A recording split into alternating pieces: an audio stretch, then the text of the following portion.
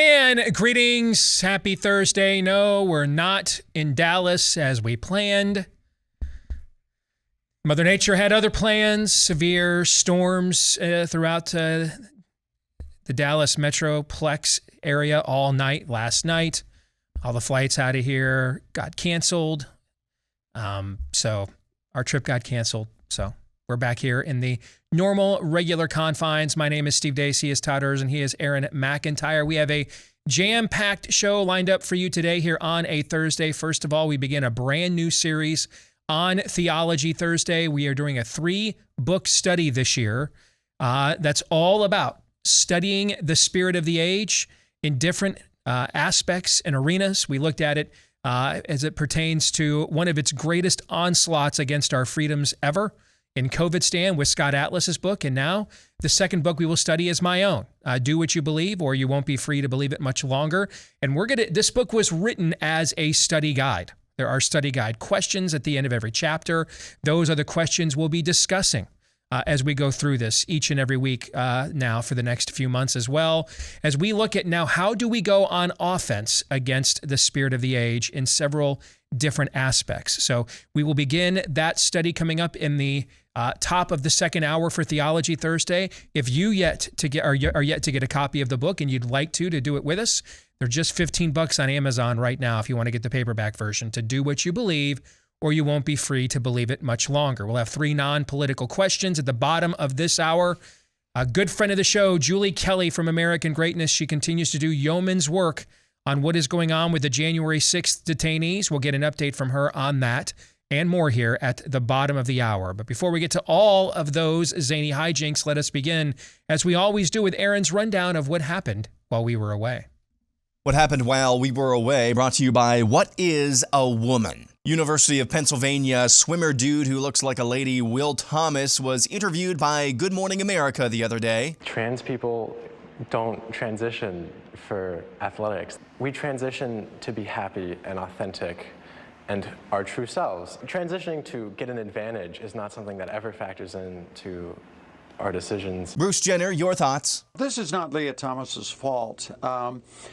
It's really the woke world that's out there right now. Gave Leah Thomas the ability to, honestly, take away medals from other athletes. So you know what you do? You buy yourself a tape recorder, you just record yourself for a whole day. I think you're going to be surprised at some of your phrasing. The Daily Wire's Matt Walsh, in his new documentary, What is a Woman?, interviewed a teammate of Will Thomas's. Leah obviously helps us do better, right? Leah's swimming really fast. Leah's performance helps the University of Pennsylvania swim team. The feeling of winning doesn't feel as good anymore because it feels tainted.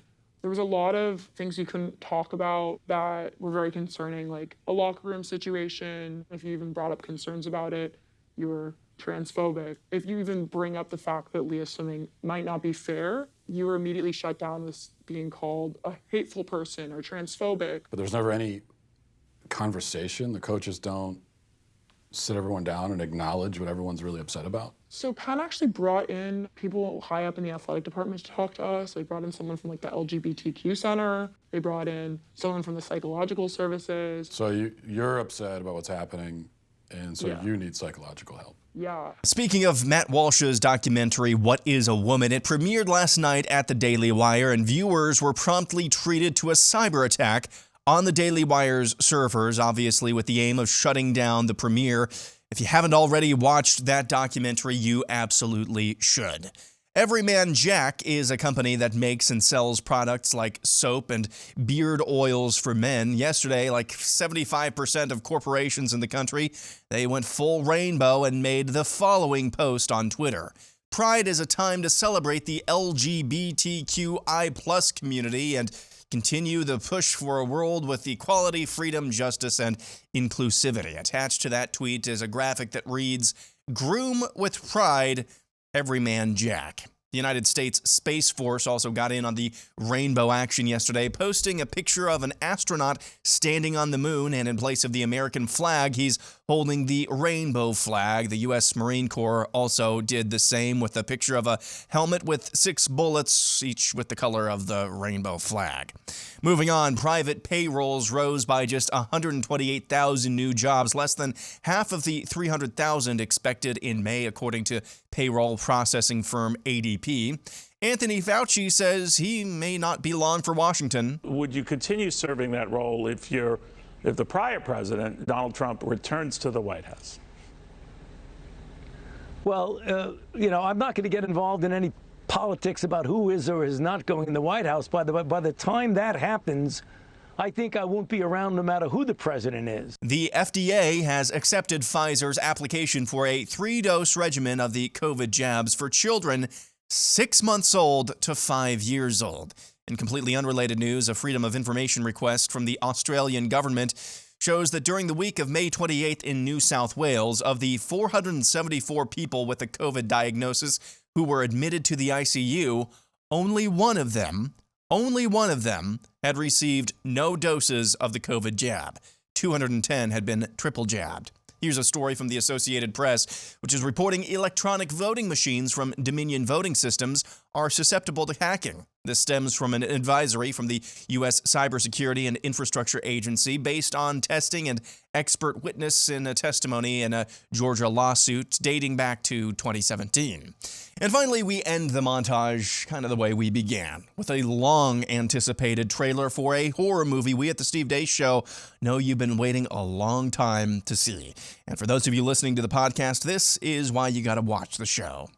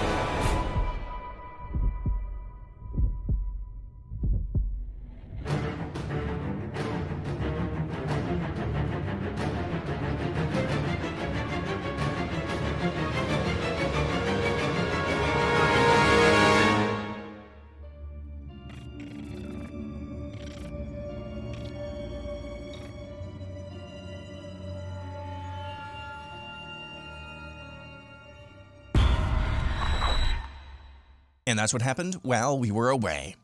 Mad props to my oldest daughter, Anna, who you guys got a chance to meet last week.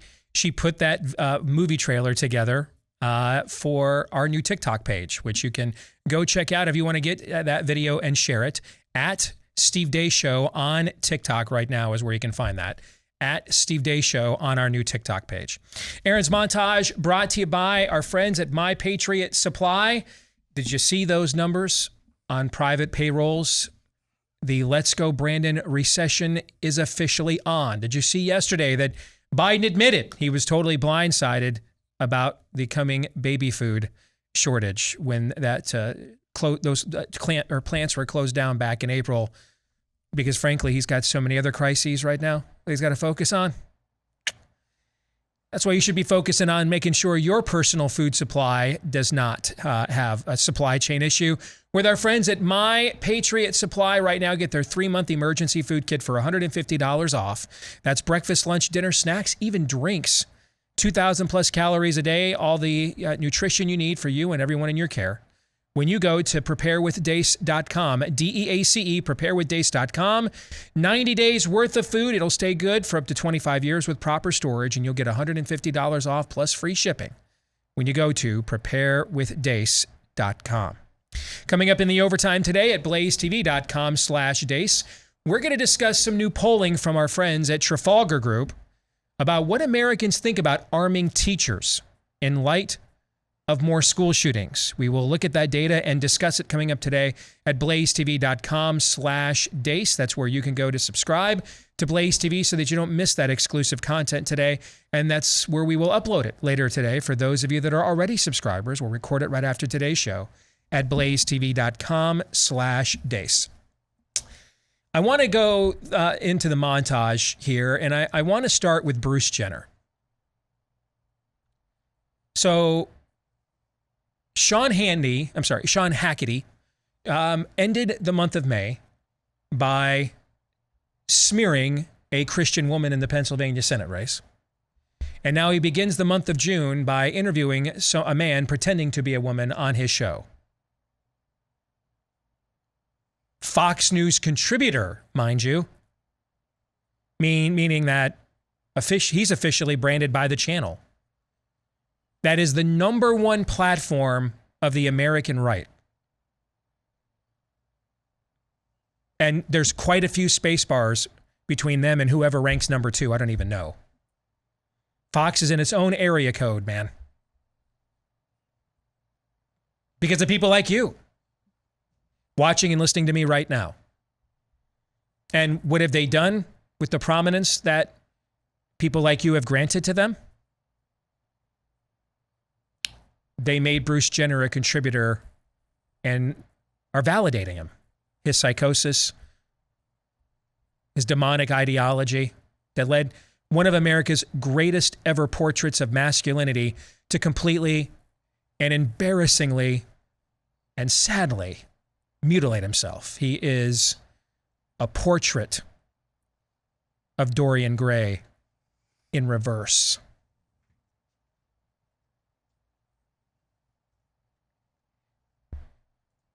He's right not to blame Leah Thomas. He's right not to. Because Bruce Jenner should blame himself. He's the Christopher Columbus here. He discovered the New World. Oh, sure, Leif Erikson and some other people may have come here or hit this continent accidentally, but don't get the credit for it. The person who gets the historical recognition is Christopher Columbus. So we had trannies and cross-dressers. This existed for quite a while before we knew what a Bruce Jenner was. Or before he became Caitlyn Jenner, I should say.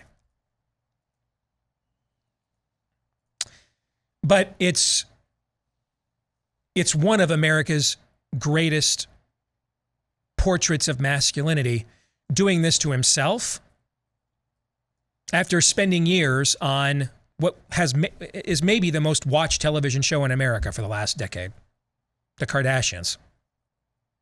What does that tell you about the culture we have? Mm-hmm. From MASH, when we were kids, from MASH to The Kardashians. What does that tell you? Pardon me. All of it's bad. That's what it tells you. And he's to blame, actually, more than anyone else, frankly. Because without him and without platforms like Fox mainstreaming him and then mainlining him to you, we could have at least kept this relegated on the crazy train over there on the other side.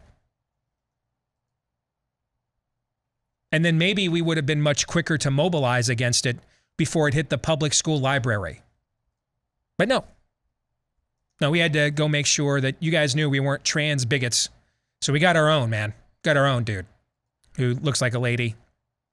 We got our own guy who just absolutely mutilated himself and is just, I don't know how else to put it, very difficult to look at if you're normal. But a lot of our people, man, nanu, hamana, downloading that, getting their Fox News download from Hackety, getting all that, just like Rain Man. 57 matches on the floor. Hackety, 8 o'clock. Do what he says. Judge Wapner. Just going full Rain Man. Downloading that Bruce into your brain and then voting for the Turkish Pasha for U.S. Senate because he told you to. And then you guys want to email me and say, but Steve, why don't you play in primaries anymore?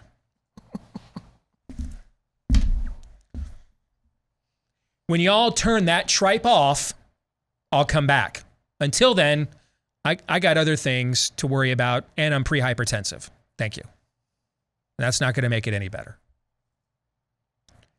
So Bruce Jenner is correct. Leah Thomas is not to blame.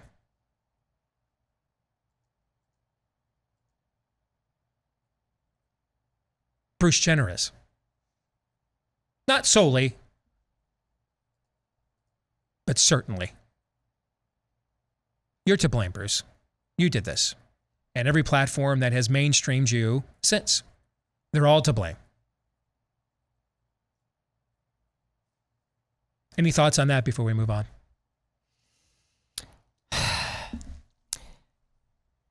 It's all part of the plan.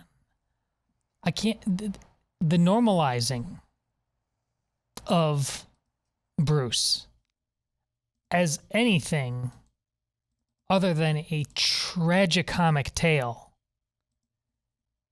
is why you really, how few of us can actually sit there and legitimately throw up our hands in frustration about that. I mean, if you spend any moment giving credence to him as a rational broker, I mean, y'all being played.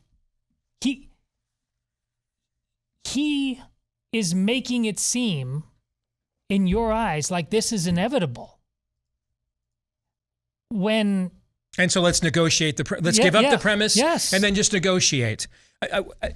Haven't we tried this before? How about tomorrow on Hackney? Can you get a religious exemption to transgender? You know, I mean, you guys take everything. We give up the premise. We give up the high ground. Just can we get a religious exemption? Yeah. All right. Absolutely. Let's promote the premise of this psychosis and dementia and demonic ideology, but stay out of women's sports. I mean, if there's a way to not attack the premise of the spirit of the age, I rest assured, pretty much everyone on Fox weekdays, except for like 3 people. Notice all the people that attack the premise of stuff every night, every time they're on, the Levins, the Bonginos, the Hiltons. Notice they put all those guys on like on Saturdays and Sunday nights. Mm-hmm. Monday through Friday, though, you got Tucker's show and Laura Ingraham about half the time. Everybody else just pretty much is accepting the premise of everything we're up against. And that feedback loop just gets fed into a lot of our people. And I think that's one of the reasons why a lot of you sat on your hands for the last couple of years while your daughters got ran over by this dude looks like a lady, bearded lady act. Because you were anesthetized. Your favorite network made it a contributor, put it on the air, mainstreamed it for you. And so now you get self-doubt. Well, maybe I'm wrong. Maybe, I don't know. I don't want to be a bigot. Maybe it's me, How can you, I don't know who the other woman was in that triple box with Hannity and Bruce Jenner. And by the way, I'm dead naming now. I used to have this thing. I don't care. I can call you by your new name. I think Caitlin's a weird name. No, I'm dead. I'm dead naming anybody I know the name for. That's what they call it when you call them the name that they don't want to be named.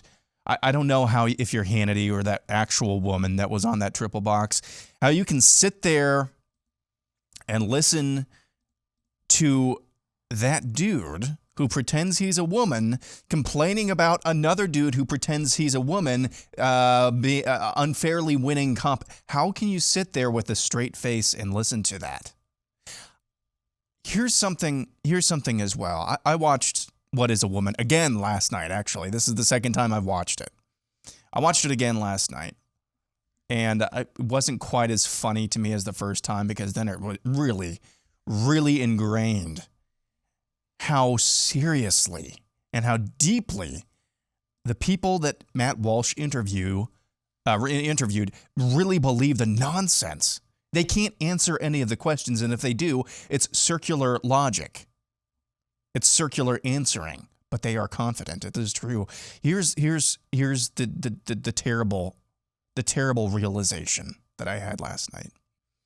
How many 30 to 50-year-old dads, husbands in suburbia might watch that documentary and deep down inside are begging for a, Reuters fact check about some of the revelations shared about, I think it's Harvey Milk and Kinsey, Alfred Kinsey, and all of these other revelations from the subjects that Matt Walsh interviewed are deep down really want to fact check so that they can just say, rub my belly. So you mean I don't have to do anything now? That's, I think, what you're talking about. Now I'm saying at a different generation, 30 to 50-year-old men. I think there are a lot of people who will watch that documentary and say, holy cow, this cannot continue, but will be assuaged by a fact check, a debunking, because that means they don't have to do anything again. Yeah, and in the meantime, and what I was going to close with is the counter to you sitting there and just accepting this as inevitable because it's on Fox News.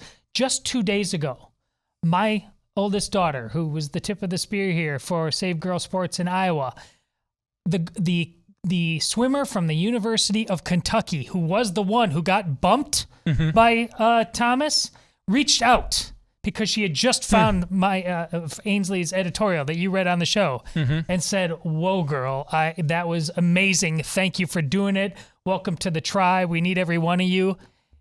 Yet you sit there, you probably turn the volume up while you're watching this just to make sure you don't miss out on how you can square the circle yet again for Team GOP. It's just appalling. Why are these girls having to be the tip of the spear on anything? Very well said, both of you. It's funny listening to Bruce Jenner talk about indulge your psychosis, indulge your craven instincts, mutilate yourself, but you can't use it to get an unfair advantage over people. It's ironic to hear that coming from Bruce. I'll explain why here in a minute, after I remind you that the government schools are just completely given over to this agenda.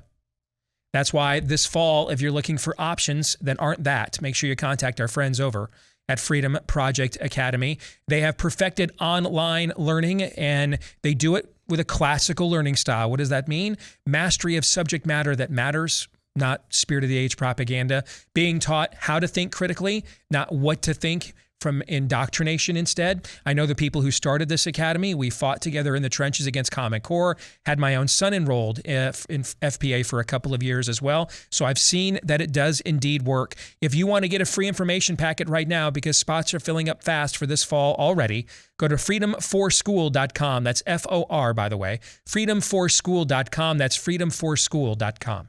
So Bruce Jenner wants to say, by all means, commit to acts of self-mutilation.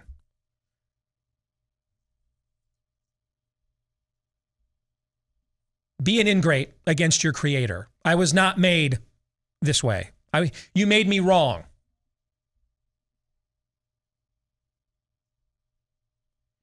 Just don't use that as an unfair advantage. It's a little bit like, I'm really shocked the whole argument of the jabs are great. Pfizer saved all these lives, but we don't want to mandate. Why wouldn't you mandate something that's saving a bunch of lives? Like we mandate seatbelts. You know what I'm saying? Mm-hmm. I mean, we do all kinds of mandates of things that save lives, don't we? Mm-hmm. I mean, I'm shocked that argument didn't stop the experimentations. I'm shocked. But that's, again, if there's a way to not attack the premise of what we're up against, the majority of the people on our side, and a lot of them with a lot bigger platforms than we have, will find it. Okay, they will find it. Some form of pithy talking point, some low-lying fruit that will allow them to send some kind of smoke signal to you that they are with you, but then doesn't put any heat on them that they might face any kind of censorship or any kind of backlash or shadow banning or blacklisting, etc.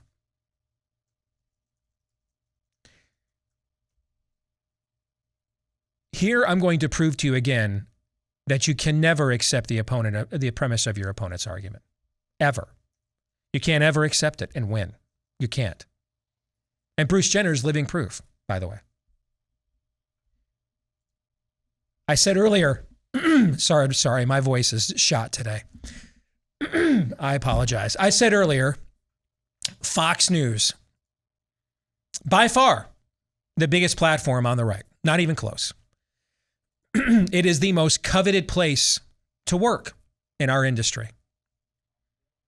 Next to being a Fox News host or personality, the next most coveted achievement in our industry, it's a little bit like being in sports media. Eventually, everybody wants to work for ESPN, right? Well, pretty much everybody in conservative media eventually wants to work for Fox. So if you can't be a Fox News personality, the next best gig is Fox News contributor. There's huge competition for those slots. They pay. That won't make you rich, but what it does do is provide the exposure that will. Huge competition for those spots. Before Bruce Jenner pretended to be a woman, what kind of demand was there for his political commentary? What was the market for it, do you think? There wasn't. There wasn't one. How often had Bruce Jenner been on there with just generic GOP talking points and branded a Fox News contributor before he thought he needed mascara and he should consider cutting his balls off? How often do you think? It's a really low number. Really low. Like even lower than the amount of times I've been on Fox News, which is low single digits. There wasn't a market for it at all, actually. Not. There's a lot of very talented people in our industry that will do a much better job spewing the low-lying fruit, District 1 accepted Fox News GOP talking points for them for money, and they won't look like a walking freak show doing it. But they're on the outside, man. They're on the outside looking in at the Bearded Lady Act. Because Bruce cut to the front of the line. He got an unfair advantage. Why? Because he contemplated cutting his balls off and wearing way too much mascara. That's why. He got an unfair advantage. He's up there complaining about using your psychosis for an unfair advantage. He is living proof. Refuting his own premise. Dude, you're only there because of your psychosis. The one thing Fox News knows how to do is hire hot chicks.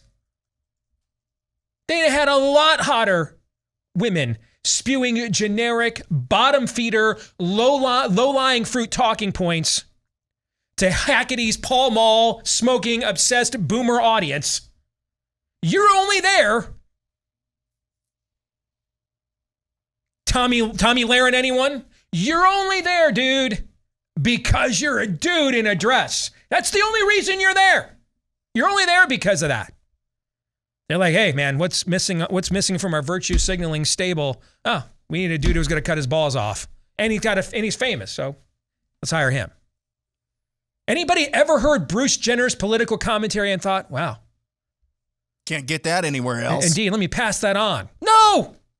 You're only there because you thought about cutting your balls off. And last we checked, I don't think you actually went through with it. Maybe by now he has. I don't know. He certainly already has, figuratively. Don't make me research that, please. Indeed. That'll be the next time you use a hold on buy, seller, hold. Yes. You'll have to confirm that for us, okay? But am I wrong? No. He's only there because he gained an unfair advantage over a lot of people and probably a lot of hot women that Fox could have found and hired to just read the GOP talking points off the teleprompter for him. You're only there because of your psychosis. You got an unfair advantage over a lot of other people that would have loved the coveted title of Fox News contributor. You're a fraud, and you're mentally ill, and you're not defending or advocating for anything other than reminding us that you need help. And so does this culture. Let's just hope it's not beyond helping. More in a moment.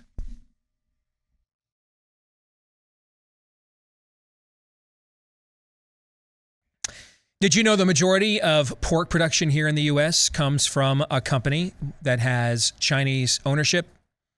That is why, if you want to keep the American farmer going, look for co-op organizations like our friends have over at Moink, where they can deliver to you, right to your door, grass-fed beef and lamb, pastured pork and chicken, sustainable, wild-caught Alaskan salmon, all of that and more, delivered straight to your door from farmers who farm the way that our grandparents did. And that's why Moink meat tastes like it should, because the family farm does it better. Not loaded with a bunch of additives, chemicals, or loaded up with animals that are taking antibiotics or anything else. Keep American farming going by signing up at moinkbox.com/Steve right now. And if you do, you'll get free filet mignon in every order you make for a year. Free filet mignon in every order you make for a year. If you taste and try the Moink difference when you go to moinkbox.com/Steve, MOINK. That's how they spell it for moinkbox.com/Steve. Let's bring in good friend of the program, Julie Kelly from American Greatness. Good to see you again, Julie. How are you? Good. How are you, Steve? Thanks for having me on. As always, we're doing well. Thank you very much. Better now that you're here. So let's get an update. I have been following your work on Twitter for the last month or two since we last talked to you, and I don't even know what question to start asking you because you have been all over, and I think you've actually been to some of these events in D.C., some of the legal proceedings in D.C. in person involving January 6th detainees. So I'm just going to give you the floor here. Where should we start this conversation right now? Well, I think we should start with the fact that we have two separate and unequal systems of justice in this country, as you know, and all of your viewers know.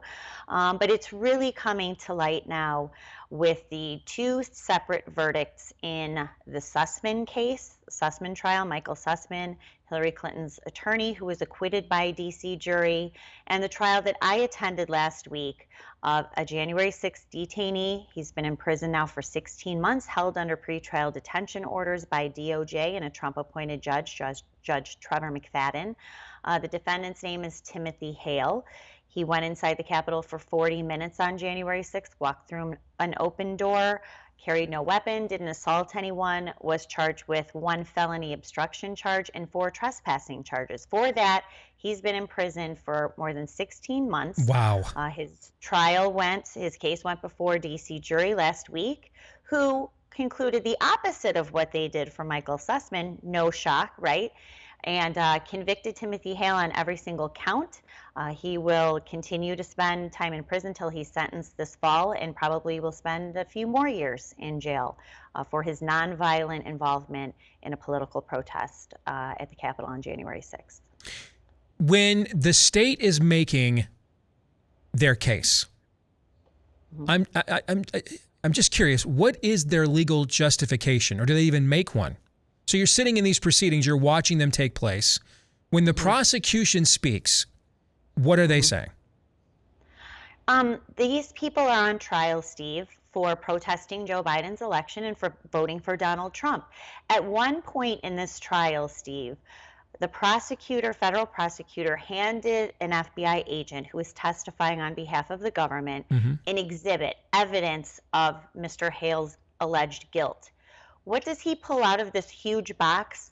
A Trump flag, Trump 2020 flag. So this FBI agent unfurls it in front of a jury comprised of residents who live in a city where 94% of them voted for Joe Biden in 2020. They hate Donald Trump. They hate his supporters. This flag was not necessary to be presented as evidence. It didn't even belong to Tim Hale. He didn't use it as a weapon. He didn't even bring it to Washington, D.C. He picked it up off the ground. The only reason why the government presented that flag is to inflame and incite and anger the jury, remind them that Tim Hale is a supporter of Donald Trump. That is what is going on trial. It's not that he obstructed an official proceeding, or any of these people obstructed an official proceeding. It's not even a felony that's supposed to be applied to political protesters. It's a post-Enron law that deals with tampering with evidence. Furthermore, people like Tim Hale didn't interrupt any official proceeding because Congress had already recessed by that point. These people are on trial for being supporters of Donald Trump. And that was just one little tidbit that I shared on Twitter and wanted to share with you. That is what these defendants are up against. Highly biased prosecutors, judges who don't care about due process or the presumption of innocence or rule of law. These are political prosecutions. And now we have 5 D.C. juries who have convicted 5 January 6 defendants on every single count in record time. Again, the opposite of what happened to Michael Sussman. This is like To Kill a Mockingbird kind of stuff is what you're describing. Or when a century ago, if you tried to put Klansmen or Klan leaders on trial in a community caught red-handed engaging in violence or lynching, the jury would just nullify that because they get racially inflamed by the Klan defense attorneys, and so it wouldn't matter what the evidence was. They were just going to act on the political and social pressures that either they feel or they agree with. That's essentially what you're describing is happening right now with DC juries. Exactly. And, you know, a lot of these defense attorneys have filed change of venue motions. And they always get denied. Yeah. They have gotten denied every single time. But now we have 5 jury trials in, of course, the contrast with Michael Sussman, of how partisan this jury pool is. It will be impossible for any January 6th defendant, Trump supporter / Biden protester to get a fair shake in our nation's capital legal and judicial system. This is a total breakdown of the system. And so we're going to keep, there'll be more high-profile trials happening in September. The Oath Keepers, the Proud Boys, the alleged militia groups who brought no weapons to the Capitol on January 6th. Anyway, this is going to continue. No one seems to care, Steve, including Republicans in Washington, who have been completely, for the most part, silent on this political prosecution that is destroying innocent people's lives. I want to come back to that here in a moment. What further recourse on appeal do these defendants have to be heard by a body that does not consist of DC political activists who would mask their toddlers until we run out of baby formula? Well, they don't, because any appeal would go to the DC Circuit Court. This is the same court that acts basically as a rubber stamp to the DC District Court, where all of these trials are being held. So it goes to their buddies at the DC Circuit, which has already rubber stamped a lot of things related to January 6th, including a ruling by DC District Court Judge Tanya Chutkan, an Obama appointee, who found that none of the usual executive privilege protections apply to Donald Trump, because January 6th was so horrific. You know, Steve, it was like 9/11 and Pearl Harbor and everything else that we're told by Joe Biden and Merrick Garland. So the DC Circuit got that ruling for one example, rubber stamp, of course, and that's basically their recourse. Will some of this get to the Supreme Court? Possibly, but you and I know that there's no real relief there. So I just don't, these defendants are really trapped in this highly partisan, vengeful judicial system where these prosecutors run roughshod over the system, and the judges just sit there and allow that. Think about this, Steve. You have plea deals going on. You have trials going on. But the Justice Department continues to withhold discovery evidence. They have hundreds of thousands of FBI records they still have not posted on their global discovery platform. And yet they're still pushing. Do we still have hours of missing footage like we discussed with you before when we've talked about this? They still have not released? Not only are they not releasing the 14,000 hours of surveillance video that was captured by security cameras that day on January 6th, here's a new one. Remember all the surveillance tours that apparently we were told happened on January 5th? You had Democrat House members saying that there were large groups of tours that were being conducted by Republican lawmakers. So there was just some new scuttlebutt about that. And comes to light, as I reported before, there's no surveillance video available from January 5th. They've deleted Why not? Why wouldn't you want that out in the public in order to further bolster the credibility of your own case within the court of public opinion? Why would you not want that? Well, that's exactly right. And, this is so next week, for example, the January 6th Select Committee will hold one of its prime time public hearings with testimony that they're saying is going to be bombshell testimony.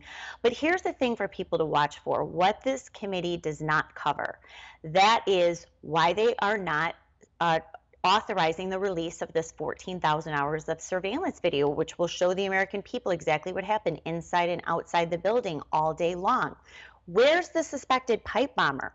You're telling me the FBI can ID some grandma from Indiana and a huge group of people inside the building hunt her down, raid her home, arrest her, interrogate her, and charge her with misdemeanors, but we can't find the alleged pipe bomber. See, to me, the pipe bomb angle just is the smoking gun of the scam of this, because if they had the ability to produce something that they could then sell as justification for all of the heavy-handed and ham-fisted tactics that you're describing, that would be it, and they would produce it. So to me, that's the smoking gun of the scam angle to all of this, in my view. And let's remind people the timing of when the pipe bombs were allegedly found. It was a few minutes before 1 o'clock, which is when the joint session convened. So all of a sudden, there's reports of pipe bombs at the RNC and DNC headquarters, which, as you know, Steve, is right near the U.S. Capitol building. This starts a whole panic. House buildings near that are evacuated. You see bomb squad vehicles that just happen to be nearby, by the way, that belong to D.C. Department of Homeland Security. Furthermore, Kamala Harris was at the DNC headquarters. The Secret Service missed some pipe bomb that was sitting outside of the building. Right. I mean, all of this is super sketchy. Yep. So here we are almost 17 months later. Not only do we not know who the pipe bomber is, he's never been identified or charged, everyone has completely dropped the matter. The January 6th committee probably won't even address it now because it was part of the setup to start fueling the panic of what happened that day. I got 2 minutes. I've got one last question I want to ask you because I want to go back to what you said about Republicans on Capitol Hill being silent about this. I know you were asked by Tucker a few months ago if Trump and any of his legal people have come to these people's defense at all, and you said not to your knowledge. Could it be argued that if these proceedings are this political, then then Republicans or Trump and his organization directly putting their thumb on the scale in public to help these defendants might actually hurt their cause in some way? Or are they so doomed politically to begin with at this point that we're beyond that consideration now? I mean, I don't see how much more damage can be done to these defendants or to Donald Trump or anyone around him. You know, I listened to the trial last week. I know we're short on time. Tim Hale and all these defendants saying the reason they left Trump's speech and went to the Capitol is because Donald Trump told them to go. He also said that he was going to be there with them. He went back to the White House. They went to a trap set at the U.S. Capitol. Their lives have been destroyed. Donald Trump talks a good game when he at rallies about the January 6th political prisoners and what's happening to these people. But to my knowledge, no, he has not helped with any sort of financial or fund to help these people on trial. And so that I know for a lot of these defendants is very disappointing. Quickly, what could Republicans on Capitol Hill, if you got them together in a room, what would you have them do right now? You mean after I smacked them? No, I'm just kidding. Never do that. I would say that they need to take this January 6th Select Committee. When they take the House, they need to reform it, redirect it at the people responsible for January 6th. And that is House Democrats, Capitol Police, DC Metro Police, Muriel Bowser. Get all the records, release the videos, get all the email exchanges, release all of the FBI documents, especially related to undercover agents and informants that were used not only that day, but months before. That's what I would direct them to do. Would they do it? Probably not. Well, you continue to do great work here, Julie. Always a pleasure to have you with us, all right? Keep it up. Let us know if we can help, all right? Thank you. Take care. Thanks. We get continual reminders, particularly here during Pride Month, that corporate America is not our friend any longer. It's not the 80s anymore. Lee Iacocca and Ronald Reagan aren't hanging out, okay? And so that's why when there is an opportunity to do business with a company that doesn't hate you and might even use the profits you give them to help advance your values, and it doesn't come with a cost for you as a customer. You're not sacrificing quality. Take full advantage of it. And one place where we all can, because these places are rare these days, but we all pretty much need a mobile phone in modern America. That's why you can make the switch to our friends over at Patriot Mobile right now. If you're a veteran and first responder, when you go to make the switch, let them know. They'll give you extra savings, a way of saying thank you. For everybody else, you get a free activation with the offer code Steve when you make the switch at patriotmobile.com/Steve. Our family did last year. Haven't looked back. patriotmobile.com/Steve is where you can go, or you can call them at 972-PATRIOT. Thoughts on the conversation we just had with Julie Kelly from American Greatness? I can't imagine the frustration, because when I was working at the register and was arrested. That was a house of cards too. And they kept acknowledging it to us by trying to offer me things that would make me go away. Alfred, please, things like that. I said, no, we're going to trial. We're duking this out. And I won. But my attorney, who Steve is somebody also knows, said when you get to the federal level, there is and he's dealt with that level many times before too, there's very much an guilty until proven innocent thing, even under the best of circumstances, just because of the resources the feds can bring to bear. Mm-hmm. And now when there's clearly no moral code at all involved, I pray for these people. No, whether they made mistakes or not, and I'm not saying they did, but right now they're being absolutely screwed by the U.S. federal government, and it's appalling.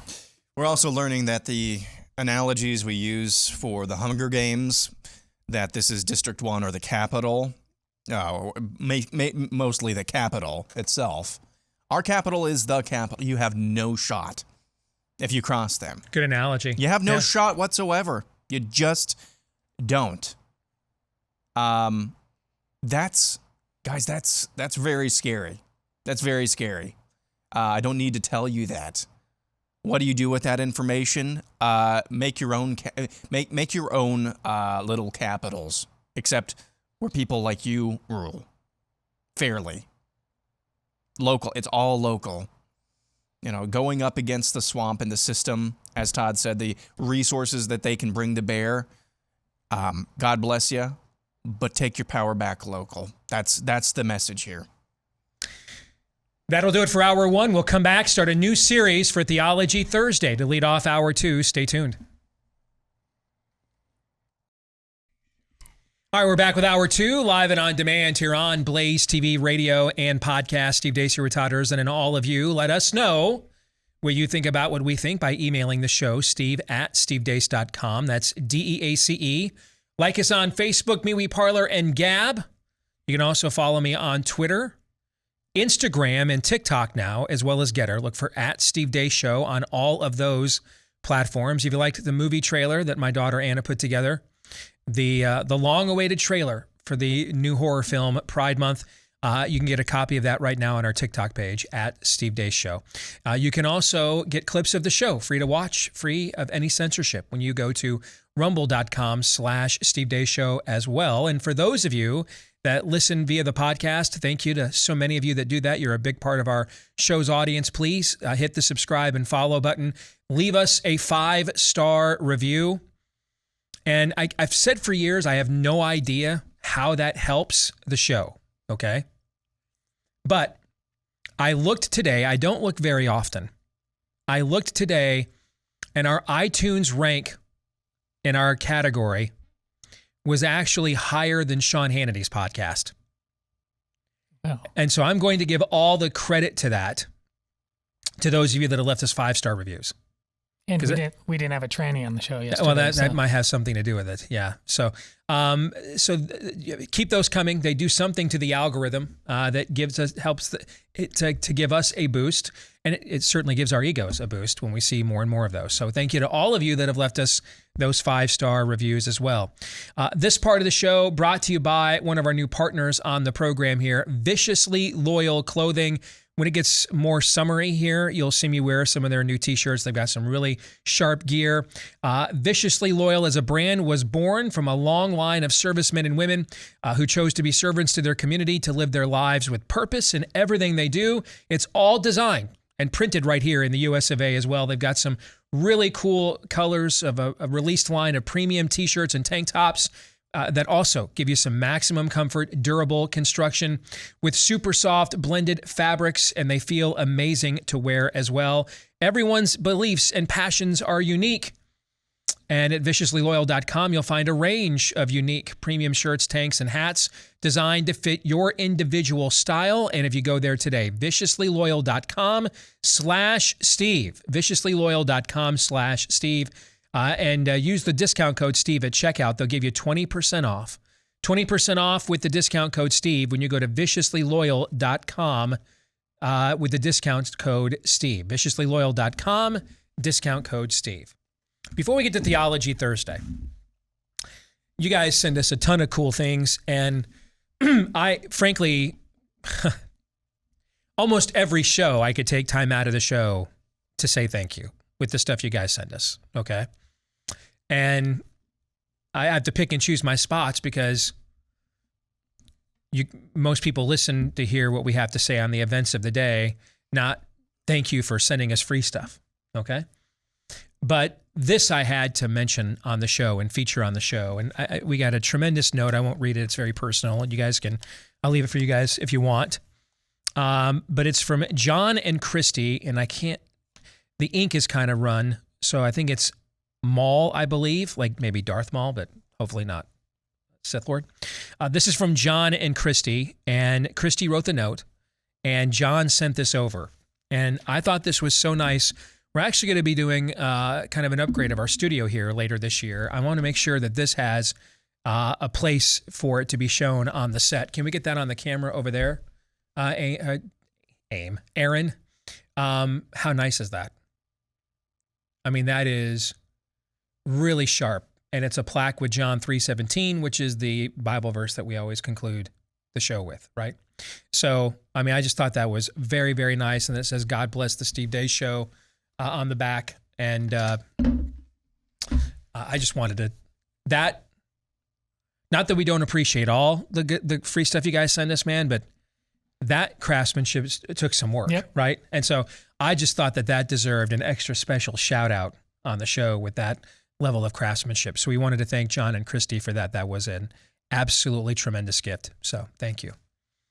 Let us now get to Theology Thursday as we begin a new book series. We have mercifully concluded Scott Atlas's book, A Plague Upon Our House, and we now move to book 2 of the 3 that we will study for Theology Thursday this year. And pardon the shameless self-promotion, we're going to be doing my own book. The last one I wrote, it's called Do What You Believe, or You Won't Be Free to Believe It Much Longer. You can get a copy today at Amazon.com if you're interested by the first part of this conversation and you want to go along with us, because this book was written as a study guide. It's got short, punchy, pithy chapters that you could read aloud with your small group or your men's group or your ladies group or your church group or your Patriot group. And then there are discussion questions that you, Todd, actually wrote at the end of every chapter. So we're going to begin this week talking about the introduction of the book and the questions that are at the end of that introduction. And I want you to be the one that shares the questions, Todd, because I want you to also, as we go through these, give us a little background as to why you selected that question as you were going through the final copy of the book. And so let us begin with Do What You Believe, or You Won't Be Free to Believe It Much Longer. Well, it was pretty daunting when you asked me to help you write the previous book, but just the request that I would be doing this part of it on this project was daunting as well, if only because I think study guide questions are usually terrible. They're just an afterthought, and they think that the content is just going to have been so good that it'll instantly prompt the greatest discussion ever. That's not how this works. That's not how any of this works. So I took this very seriously, and I hope that you, and I look forward to if you telling me if you found these engaging at home, because they have a job to do. You're not, after Steve puts together a work like this, people still don't, people go to church on Sunday and then they go home and sin on Monday because they haven't been promptly provoked actively after they heard that sermon. So here we go. Steve titled the book, Do What You Believe. Well, he explicitly in the book says, you're doing it wrong. So here's question 1. When it is suggested to you that modern day American Christianity might be, quote, doing it wrong, what response does that immediately provoke from you? Quickly, where do you go with that?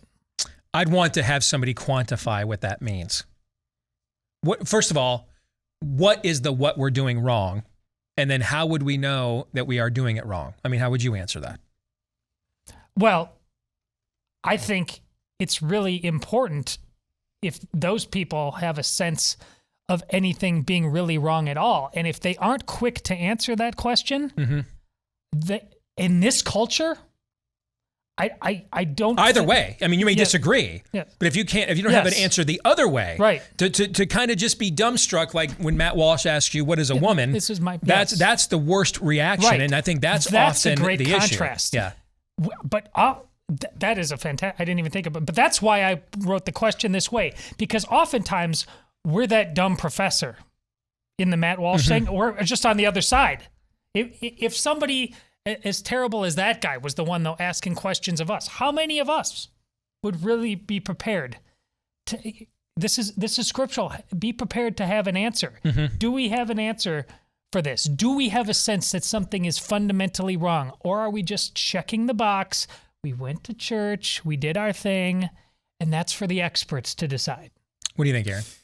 So my reaction to that question is, yes, the sky is blue. Also, when has there been a time where we've not been doing it wrong? Can you quantify that for me as well? Maybe there are examples where we're closer to the truth, but ultimately, yeah. I think when it comes to the church in particular, the history of the church, whether it's Catholic or Protestant, but definitely more I'm just going to be on the Protestant side, it's just chaotic pendulums. We're swinging from one extreme to the other, kind of grazing the narrow road as we swing from one extreme to the other. So, we're doing it wrong one way or the other. Most of the American churches. Can I answer the question he just raised though? When were we doing it right? So I couldn't answer that question. and I say that because, again, forgive me with my voice today, guys. I apologize. I say that because we're human. Yep. And there's never a time, really ever, we can look back at more idyllic times in American culture, pardon me, where it's clear that the church had more influence, more positive influence. Hold that thought, because you're actually going into question two now that I see what you're doing here. But before we tie up one, you've actually told us on the show before about polling. And what most churchgoers, I don't know if it's specifically Protestant or not, if asked what bothers them or needs changed, what are normally the top two answers? You mean within church subcultures? Yes. Every modern poll, I've not seen one in several years, okay? But every poll that I had seen for like the first 10 years after I became a Christian about what people's two biggest concerns were about the church or the church they were going to, or why they would leave a church, had nothing to do with doctrine. Exactly. It was music, music and how we dress. And if that's the style of music and the clothing expectations or lack thereof. Yes. And if that's still true today in this culture, I mean, terrifying. There was an entire era of the evangelical church that was known as the music wars. That only just concluded like a decade ago, which was just nothing about arguing about how modern the worship should be and all those various things. And but what's the Great Commission? I don't know. We'll get to that later. Exactly. And that's why, to me, if there was an idyllic period where the church did everything right, then we would just recommend that book and say, hey, go do that. Well, let's do that. Number two, so what response do you immediately get? Are there biblical / historical parallels to those responses that you provided? Are the answers obvious? Or do we see through a glass darkly in terms of how the past holds the answers for the future in the church? The answer is yes to both of those propositions. I mean, one of the things, much of the Old Testament is a pattern of devolution and then essentially restoration, followed by a judgment or preceded by a judgment. This is the pattern that you see throughout Kings and Chronicles and much of the history of Old Testament Israel. I mean, Rachel is one of the matriarchs of the Old Testament. And there's a point in Genesis where one of the things that she tries to do as a last minute act is to salvage her idols. Okay, she tries to salvage her idols, and I think even claims where she has them hidden. Doesn't she, if memory serves, doesn't she claim so that when she takes the idols from her father's, who's an idol worshiper, when she takes the idols from her father, doesn't she, when she hides them in her drawers and so that he won't go looking for them, she claims, I'm on my period. This is like one of the matriarchs of Jewish history, okay? I mean, so there's never a point in time where it's like, go back to this. I love this idea of go back and do what the first century church did. Guys, those epistles that Paul writes in the New Testament, hey man, why do you have this dude with his arm around his mom? Why are people getting in line to get drunk off the communion wine? Stupid Galatians. Okay, why are you guys literally checking if 60-year-old men have been circumcised? What? These letters were written to the first century church.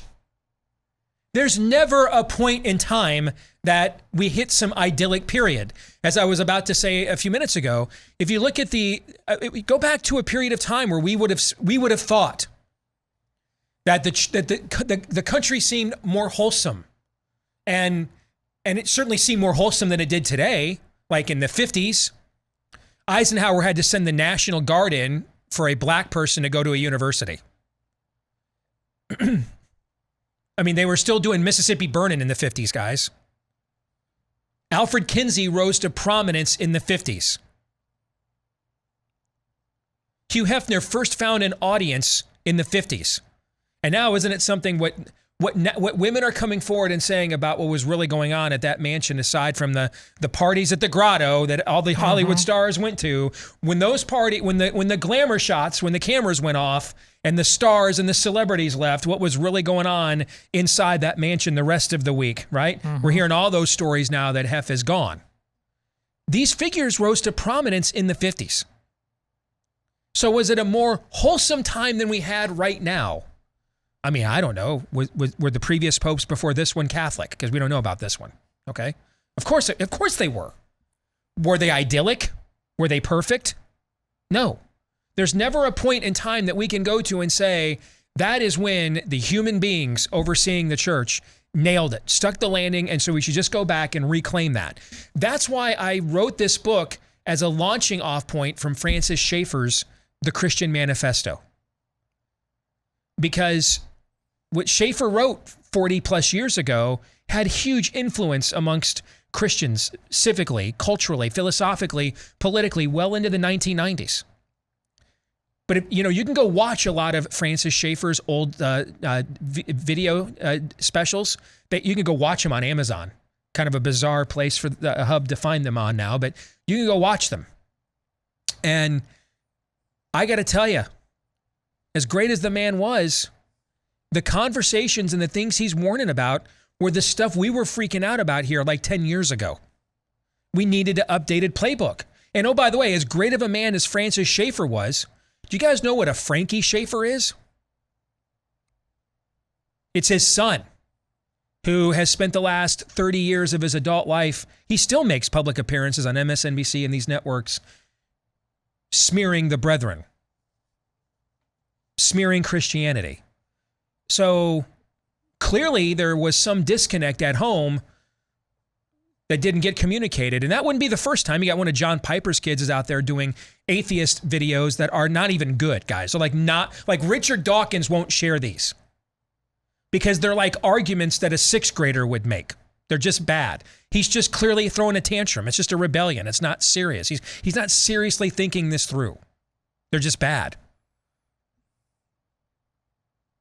One of the great judges in Jewish history was Samuel. His sons were awful. They were terrible. He was considered a righteous judge. He went throughout the 12 tribes judging righteously. People name their children after him to this day. His sons were abysmal douchebag crooks. So no, there's never a time. You think your church history, your church legacy goes back to St. Peter, correct? Yes. Christ looks at him and says, "Get thee behind me, Satan." Yes. There is never a point in time where we nailed it. We constantly need to do an assessment. We constantly need to reflect. We constantly need to do a self-check, a heart check. There's a reason Paul, the man God gave permission to write about 60% of the New Testament, there's a reason why he says, "I die yearly." Every year I take a pilgrimage just to assess where I'm at, and just to refresh. Is that what he says? No. He says, I die daily. Daily I have to look at myself in the mirror. Daily. And he's opening his mouth and scripture's coming out. If he's got to die daily, what do the rest of us have to do? And so that's why there is no ultimate handbook of church history and when we got everything right. It doesn't exist because we're sinners. And we need to be constantly looking at things anew. The world in which we live in changes. And so that's why I thought we needed to update our tactics. I'm not saying that, by the way, this is a definitive work. I'm just saying it's the most definitive that I could come up with. If someone can do better, by golly, we'll happily feature that book in the future and have them on. Number 3. Can I get in on this? You bet. Go for it. That was a really good answer, but I begged the question in that first answer, and I think the answer is, and I think this will be explored more in depth. It just depends on what our plumb line is as a church. If our plumb line is the Word of God, generally those are the times in history where we see, the church kind of got it right more often than it got it wrong. When our plumb line is just reacting to whatever issues the church is dealing with within the culture, that's when we often get it wrong. And I think that's where we are with the American church. On the one hand, you've got the seeker-sensitive movement that will basically be sensitive and accept anything on basically a speed bump or maybe roadkill on the highway to hell. Meanwhile, and then there's also the other extreme as well that I've seen where, I could tell a story right now. We don't have time, where it's so brisk, it's so uptight that you turn people off. Well, I hope this is a sign that these are good questions, because you're anticipating number 3 regarding doing it wrong. What is the level of guilt or complicity for our current state of affairs in the average Christian individual, the localized church, the corporate church? Where in those 3 fronts is the spirit of the age excused or even encouraged the most? It begins at a corporate level with churches, because a lot of American churches behave more, particularly the more well-known ones, behave more as corporations than churches. But then it goes, the last person that's accountable is, if you look at the way God's economy is structured, the last person that's accountable. Now, did I say they were not accountable? Is that what I said? No. I just said there's an order. You asked right? Yes. The last person accountable is actually the individual Christian. How will they hear the word if there is no one to preach it to them? The creation God has set up in the order of the creation is headship. There must be a structure. Okay? There is a chain of command. Headship. This is why every study has found that when the kids grow up, if mom took them to church by themselves, it's literally a roll of the dice if the kids will go to church when they become adults. But if dad took them to church, regardless of what mom does, the odds go much higher. Is that because mom is not important? Is that what that means? No. No, it just means in this instance, the father is the head of the home. That's where the chain of command goes. And so in the case of what you're talking about, we don't acquire information, exegesis, hermeneutics, or even know what those words are or what they mean via osmosis. Yeah, every now and then you can be a theo nerd like me and devote years of your life after getting converted into trying to essentially, homeschool religiously, okay? But I didn't just do it myself. I still had all kinds of shows, podcasts, authors. And then as I got more knowledgeable, I was able to figure out, okay, who chew the meat, spit out the bones. And then I was able to kind of filter, that person's bad. So even though I didn't have like a direct, mentor constantly showing me the way like a Jedi master, I was still using things like the Truth Project and other things to help to disciple me. And so ultimately, the authority structure begins if you belong to a denomination. In your case, it's Rome. If you're in the Southern Baptist Convention, it's who's your president, who's running your committees. It's that. So that's where it begins. That's where the headship begins. It doesn't end there, but that's where it begins. And then it goes to your local pastor of the church that you belong to. And then it goes to you. Because even if all those people fail you, you will still be accountable for your sins. And you will not be able to say, well, I had a really bad church. There will be no excuses.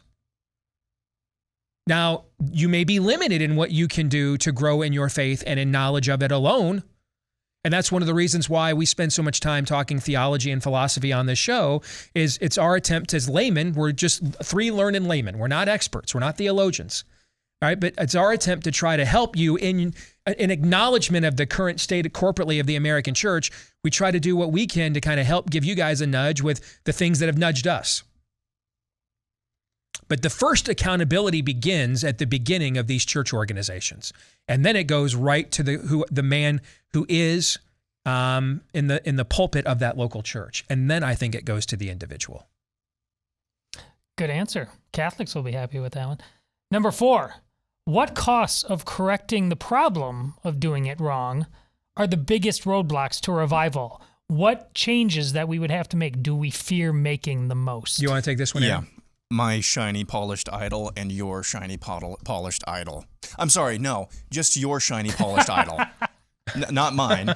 Ultimately, that's what this boils down to, is we all have our idols. Now whether that's fear of people, fear of man, fear of those in your church, or whether it's fear of, I can't live without this idol, I can't live without this comfort, that's ultimately what this boils down to. Mm-hmm. Now, you can extrapolate that out to any number of things, whether that's strategy of outreach, or whether that's how we do our services on Sunday mornings, or things like that. You can extrapolate this, but ultimately it's your own idols. And I think a lot of people's idol is fear and anxiety, and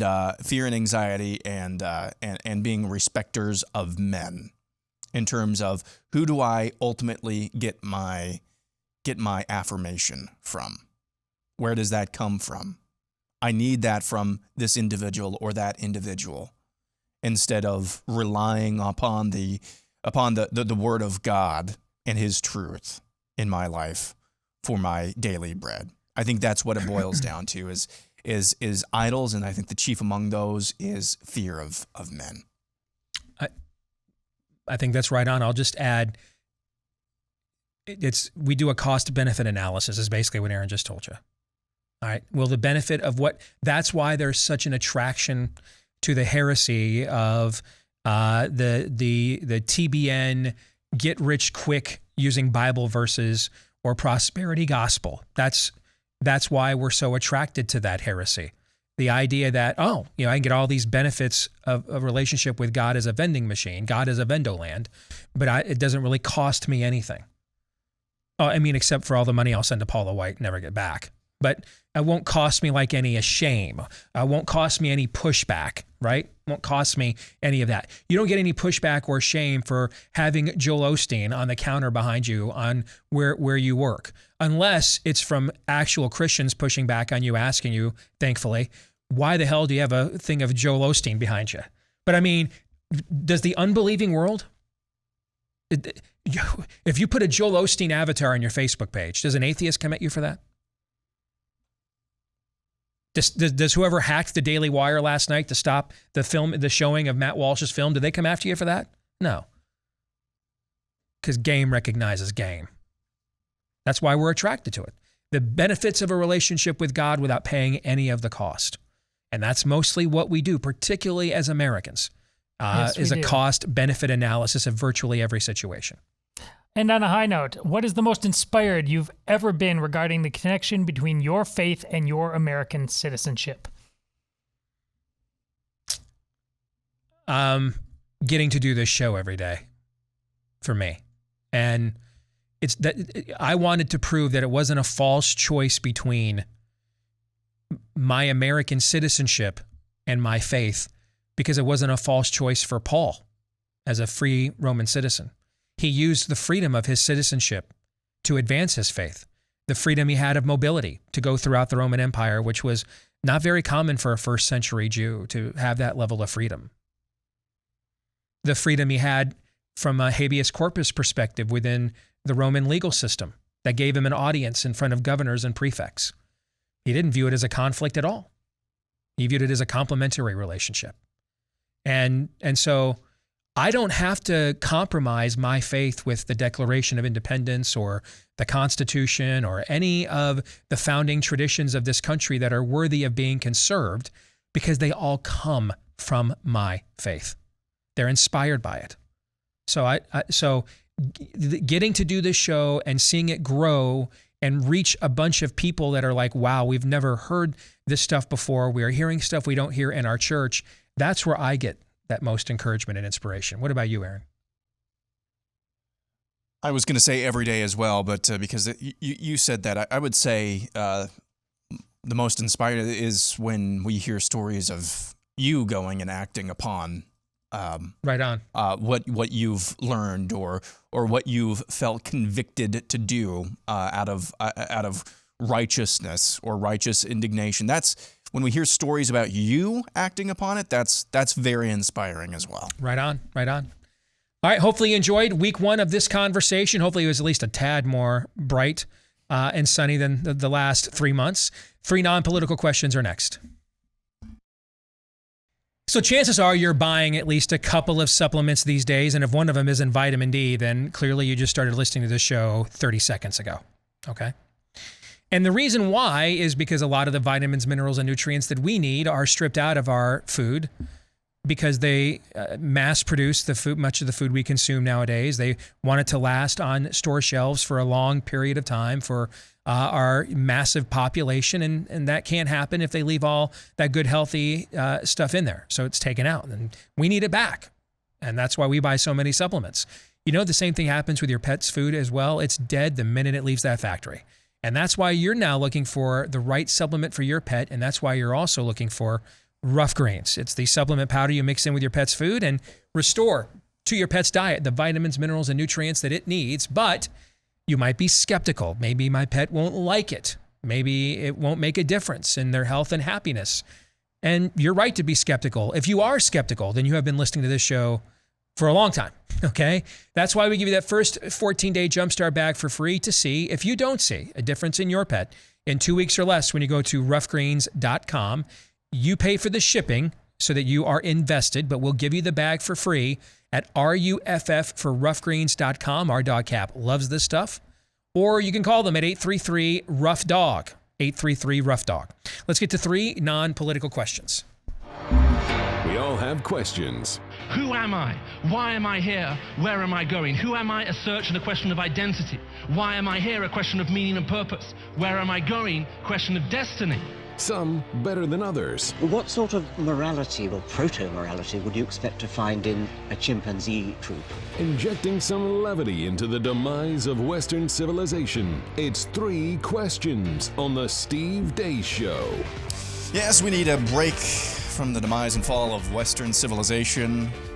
3 non-political questions. Actually, prior to literally 5 seconds ago, while the intro was playing, I only had 2 questions, but then I thought of a really good third question. All right, so just one will suck. No. Okay. Yes, this one. Okay. Why are the birds targeting my house? Wow. I mean, do you have bird feeders? Nope. On your roof? No. No? No other houses in the neighborhood. Well, I mean, which birds are we talking about then, brother? Are we talking about crows? Robin? No, they're crows. We got some robins. So we're not talking like, swallows. Scavengers. I mean, pretty birds. Last week, we had a folding chair out on the deck, and a couple of robins. I think one of them was diseased. Just targeted that. I mean, it was just like thick bird crap on that. So why is this happening? Well, if we were doing some deep black crows, okay, then we're into some Avi Satani omen kind of stuff, and that would be probably more in my wheelhouse, frankly. But when we're talking about birds that people actually like to look at, and it's the most Aaron thing ever that he is complaining. I hate birds. It's the most Aaron thing ever that the birds that people actually like to watch like Aaron's home, and he does not like that. So I don't like See, we talked about this a little bit yesterday, Aaron, at the airport, but I think you buried the lead on me then. You just said you hate birds. Yes. I didn't hear that yesterday, and I did I not didn't know tell you that. that. So perhaps you're just getting a normal dosage, but your hatred is skewing your perspective on this? Okay. All right. Thank you, guys. Now on. We weren't much help. Now on to the real 3 questions. What's the most annoying... Wow, I've really set myself up here. Dang it. What's the most annoying verbal or grammatical crutch you hear people use? I'll begin just to give you an example. Okay. Adding S to the ends of words that don't have S's on them. For instance, or companies or things. People who say Barnes & Nobles. No, it's not Barnes & Nobles. It's Barnes & Noble. Not Barnes & Nobles. It's Barnes & Noble. Barnes & Noble. Not Des Barnes & Moines. Noble. Yes. Stuff like that. Is that what you mean? Yeah. All right. What's your answer to this? So we've gone I from set myself up here. We've gone from I'm annoyed by the birds that people find nice to look out. If one of you doesn't come back with the whatever the hell that question was that you just asked us, I don't want to live on this planet. You're not. You sure you're not 60? His first two questions are, why do the pretty birds come to my home? And why must I hear people speak? Yes.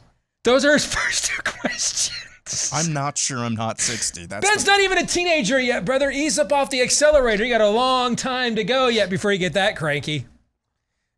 Anyway, Todd, your answer. I love that you're you. I'm Mr. Vinegar. And he's this. I mean, on any given day, we can rival each other for who's the most insufferable SOB on the planet. That's a good It's point. fantastic. Yes. The insufferable trinity. Yes. But this is a part I don't really have any people. I mean, this is just how. Well, I guess okay. I guess intentional high school male street tough guy slang, fake tough guy slang. Yeah, I can't stand that. I think I know what you're talking about. Yeah, I'm feeling it's and this is way expletives are an art, and they don't know it, and it's just scattershot. In my day, we knew how to cuss. Oh, yeah, absolutely. No, you guys just scattershot those words. Infidels. I just read what my next question is, and it's on brand. What's your answer? My answer probably would be I can't stand the my truth stuff.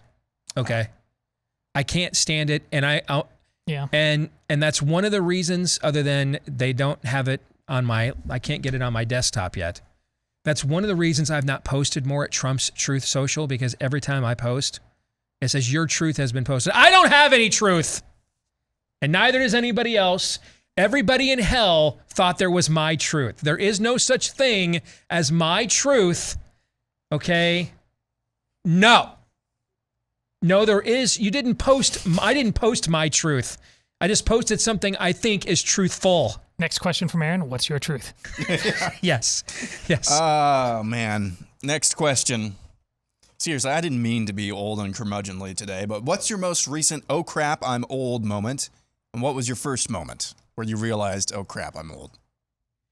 I'll go first. All right, you can go first. Okay. When I really actually genuinely felt old. Now, I've been feeling old since Reminder, how old are you right now? I'm 29. I've been feeling old for like 10 years. 19, 20 years old. And I think after the last 10 minutes, everybody can believe that. I'm just an old soul. But when I really genuinely felt old for the first time, my teenage nephew, just right to my face last year when he was here, he said, he just told me, "You're old. You're old." That's when I really genuinely felt old for the first time. The most recent example, I don't know. Anytime I'm exposed to anything Gen Z finds popular or interesting, I think the most recent time is I just think to my man alive, this generation is absolutely screwed the Gen Z generation. I was like, with no self-awareness whatsoever. Right. So, yeah, those are my two. The first time I felt old is I was still on WHO doing local radio. And I left there in 2011. So this would have been quite a few many years ago. And I had just had a guest on, and he brought with him his assistant, a young, very attractive 20-something woman. Okay. And a total smoke show. And as they were leaving, she came up after the interview was done. She came up, shook my hand, and said, "Mr. Deace, that went very well. Appreciate the time." But the way that she said that, okay, it was clear that it wasn't like perfunctory because of the occasion. It was clear she viewed me as... Do you need a walker with that? Yeah, an old dude that you would call Mr. Deace, okay? And that was the first time that I really felt old, because I'm during this interview I'm saying to myself, don't notice how hot this chick is. Don't notice how hot this chick is. Do your job. All right, be a professional. And when it's over, she comes right up to me, like you would your dad or your uncle, or somebody else's dad or uncle, I should say. "Mr. Deace, that went very well. Thank you for the time." And I'm like, that was a kick to the Jimmy right there. That was a Jimmy kick. All right. And now I embrace it. The other answer I have, though, is just recently I hired my daughter to work part-time because the two largest social media platforms that we're not on, I never use, I don't know how to use, and I don't want to know. I'm at that stage now. Yes. I'm totally fine not knowing what the new thing is, and I don't want to know, and I don't want you to show me. I don't care. Okay. Now I'm not to the stage yet where I'm like I refuse to get involved because I think I'm above it. That's probably another 10 or 15 years away, probably. Okay. Because at least I'm recognizing I need to be on these platforms, but I'm like, I'm just going to pay you out of my pocket and you do it. I don't show me. She's like, "Oh, I'll come over and show you no, I don't want to know. I don't want to know. In fact, I'm going to take pride in not knowing. Okay. I'll just pay you to do it instead." That's the second part to my answer. Throwing on my back, that was probably one of them, and that happened. Oh gosh, I mean, I made it pretty long. I think that happened even after I was 40. But then recently, it's usually around music. Once we have an old one that I think my wife owned it before we had kids, before I came along, and I asked my daughters because I needed a portable radio outside. I said, "Where's the boombox?" Wow. And they looked at me like, "What did you just say, old man?" And then once on a road trip to play soccer. What is this witchcraft of which Dad speaks? I turned on some music from the old days I thought would get jacked up and ready to play. I turned on Van Halen. And they're like, "Dad, this is old music." I was like, "Good grief." Who was it that said we were... Rachel. Yeah. Boomer music? I've been trying, every time we've had her on, I've been trying to get her to... Rachel Semo dropped that on us, yeah. Say something similar. Okay, we've got about 4 minutes left. All right, let me do this last live read before we get there then. All right, because it's for our friends over at realestateagentsitrust.com during these unprecedented times. Bing. Where the markets, every market, housing, commodities, financial, food, every market is uncertain here in the Let's Go Brandon era.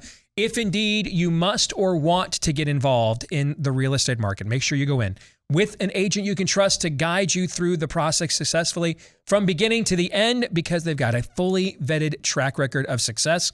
Otherwise, we wouldn't refer them to you when you go to the website, realestateagentsitrust.com. Again, that's where you want to go. It's just as simple as the name. You want to head over to realestateagentsitrust.com. So I was going to ask you a kind of a three-part question, but we're just going to make it one part. Apparently this is not a new hypothesis, but I just read about it this morning, that there's a possibility, this hypothesis says, that the United States actually shot down Malaysia Airlines Flight 370 because of some sensitive tech that was on board en route to China. So aside from the accepted narrative right now that there was just a pilot that went postal and flew the plane into the ocean, What do you think is the most plausible or likely hypothesis, theory, what have you, of how that flight went down?